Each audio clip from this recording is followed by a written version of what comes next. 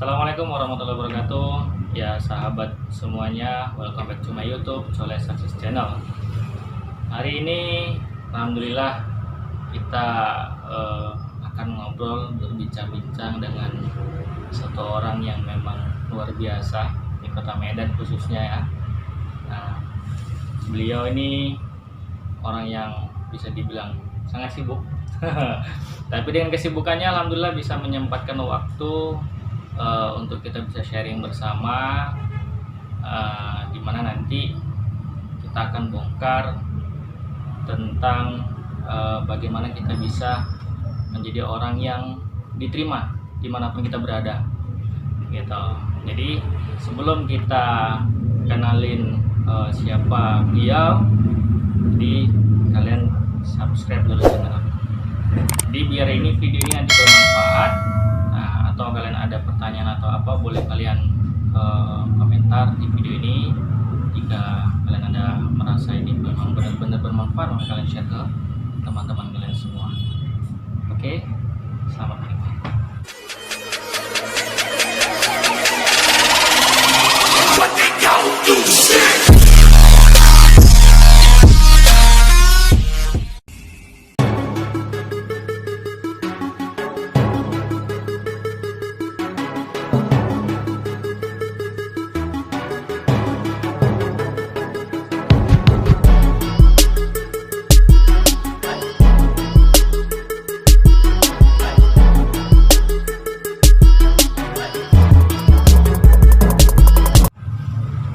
Ya, hari ini saya sengaja kita bisa bertemu dengan izin Allah ya Bang ya. Nah, saya enaknya manggil abang atau bapak atau boleh gimana abang nih? aja. Biar lebih Karena tua kali. gitu ya. Nah, ya langsung Bang. Ya alhamdulillah. Nah, kita ketemu di Batik Rehan nih. Batik Batak ya. Batik Batak Melayu. Batik Batak Iya. Melayu. Tenun batik. Oh, Batik Batak Melayu. Tenun batik Batak Melayu. Nah, jadi ini bagian dari usahanya Bang Kodri juga nih ya. Keluarga kakak. Nah, dari keluarga. Oke Bang Kodri. Ya. Jadi biar enak ngobrolnya, kira-kira gimana ya Bang Kodri? Ya. Dari awal perjalanan dulu hingga hari ini bisa menjadi seorang trainer Ya. besar gitu ya. Amin. Diundang ke beberapa perusahaan gitu ya, sampai menjadi sekarang bisa best author lah ya. Menjadi penulis ya. Nah, dan bisa artinya bermanfaat untuk umat, itu yang terpenting. Amin. Nah, jadi boleh Bang cerita sedikit perjalanan dulu. Lahir memang di Medan ya? Ya, saya di Medan. Di Medan. Berarti memang asli anak kota ya. Eh, Nah, jadi perjalanan sehingga sampai hari ini dulu dari sekolahnya sampai kuliahnya itu di mana Bang?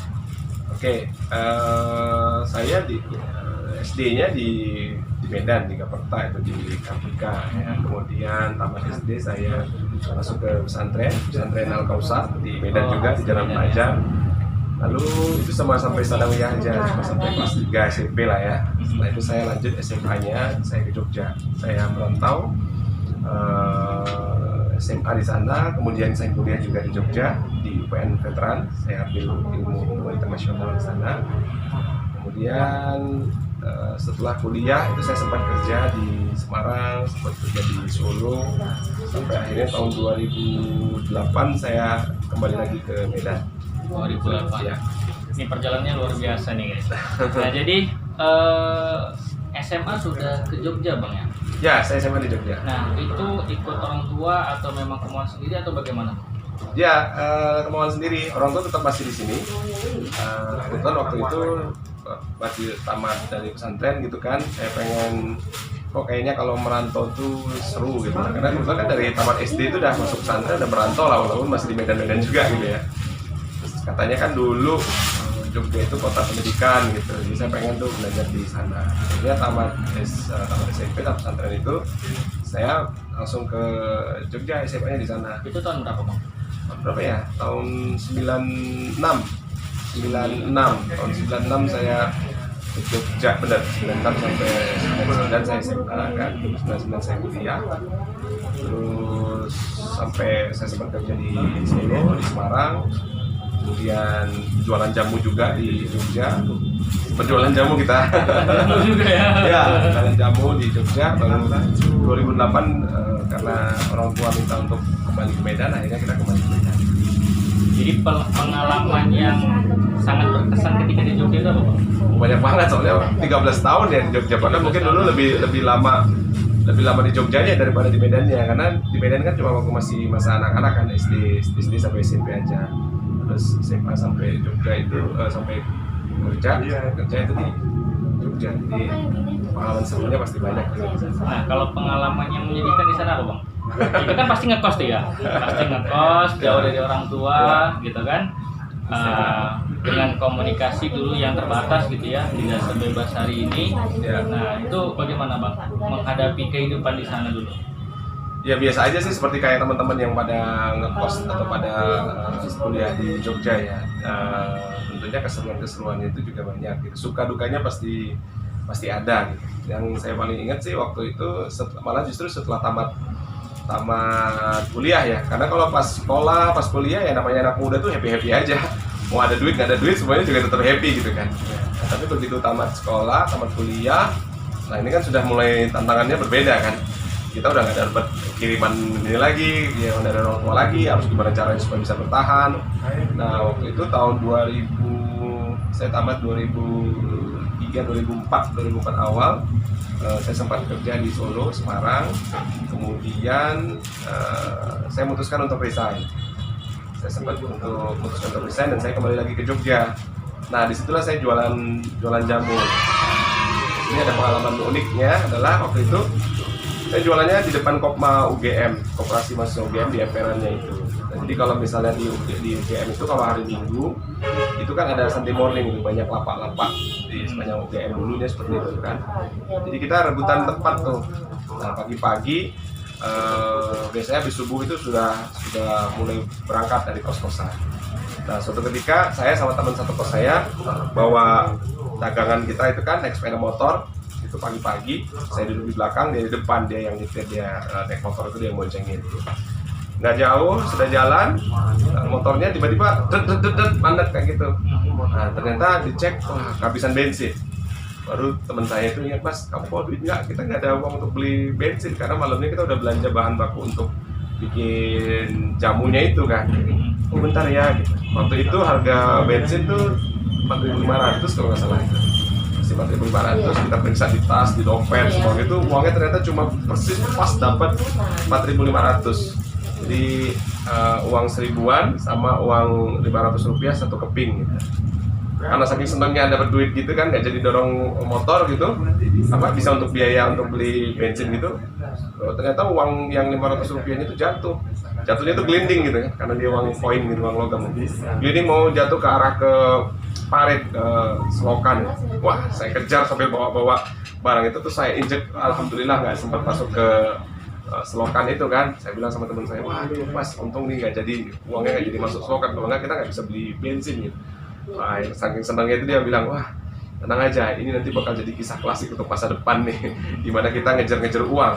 Kalau orang kan ngejar uang itu kan maknanya kiasan ya, mau numpuk kekayaan gitu. Kalau kita nggak, memang benar-benar ngejar uang gitu pada saat itu, karena kita nggak punya uang yang banyak kita untuk bisa bertahan dari jualan jamu aja itu udah bagus banget.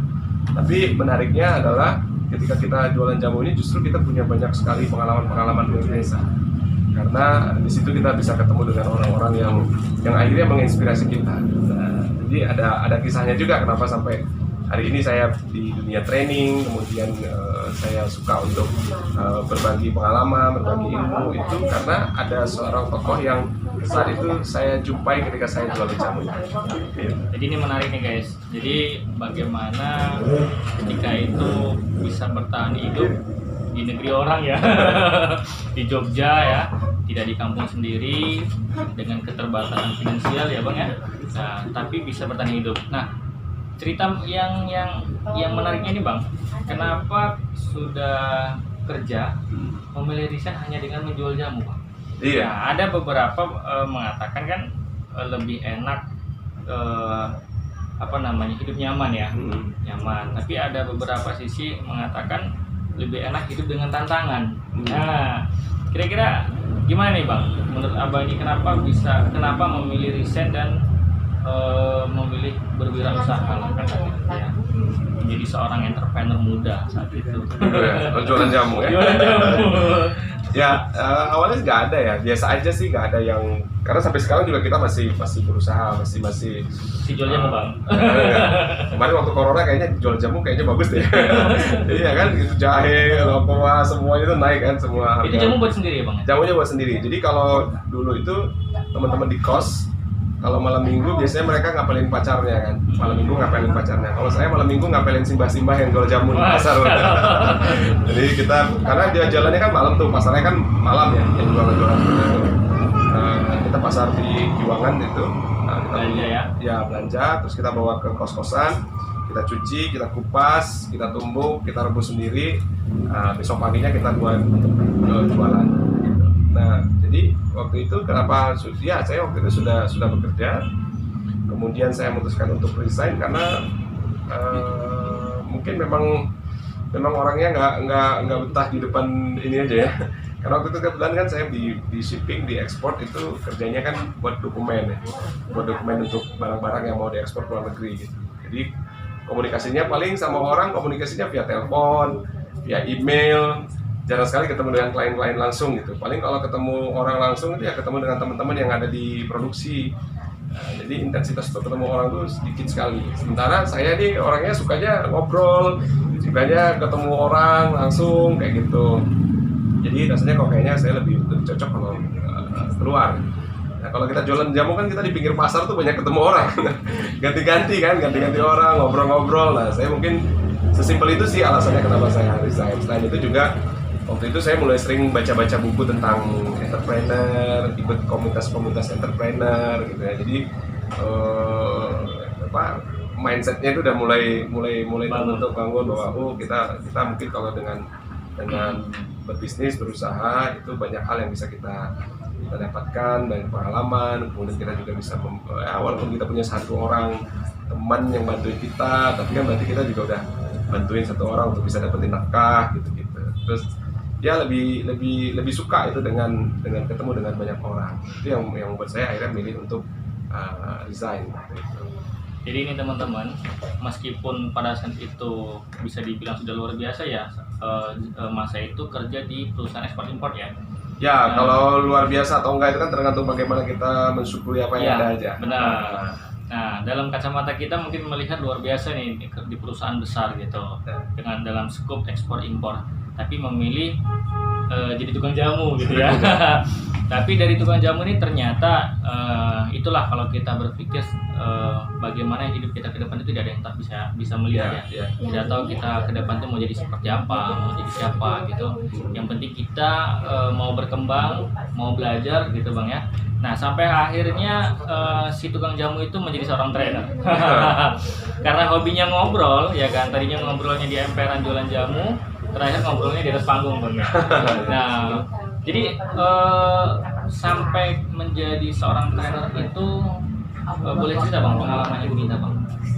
Ya, jadi tahun 2008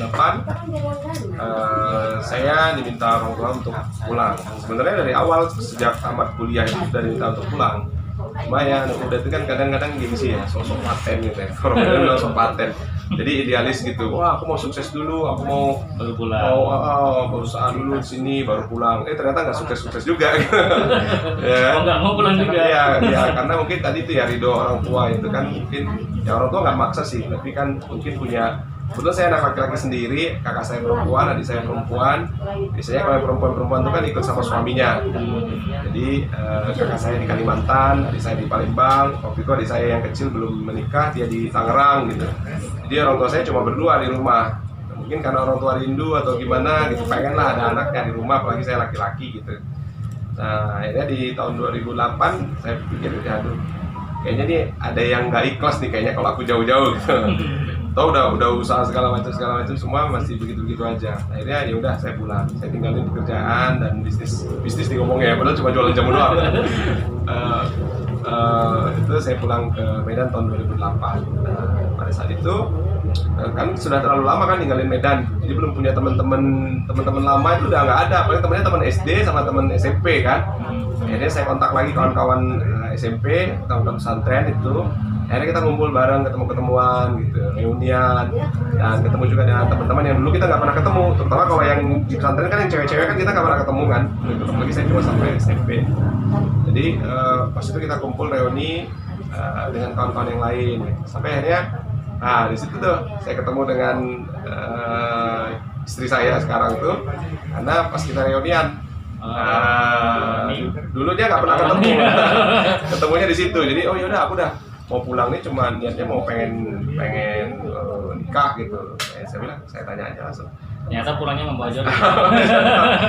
Nah, jadi tahun 2008 kita menikah, kemudian kita bangun apa? Karena kan saya nggak punya kenalan, nggak punya relasi di Medan gitu. Akhirnya kita coba usaha, kita banyak coba usaha dulu, ada jualan air dapat ulang, ada jualan cuci sepeda motor gitu kan, jualan baju gitu.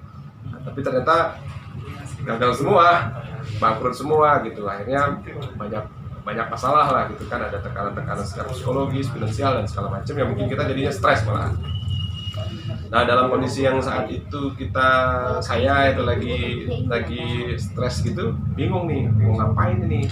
Habis ini mau ngapa, nggak ada ide lagi. Saya lalu telepon kawan saya yang ada di Jogja. Nah, kawan saya ini dia seorang trainer, seorang hipnoterapis juga. Akhirnya saya curhat. Terus beliau lah yang bilang, "Mas, kamu belajar NLP aja, kamu belajar hipnoterapi, coba supaya untuk mengurangi stres dan segala macam." Akhirnya disitulah mulai saya belajar tentang NLP, tentang hipnoterapi.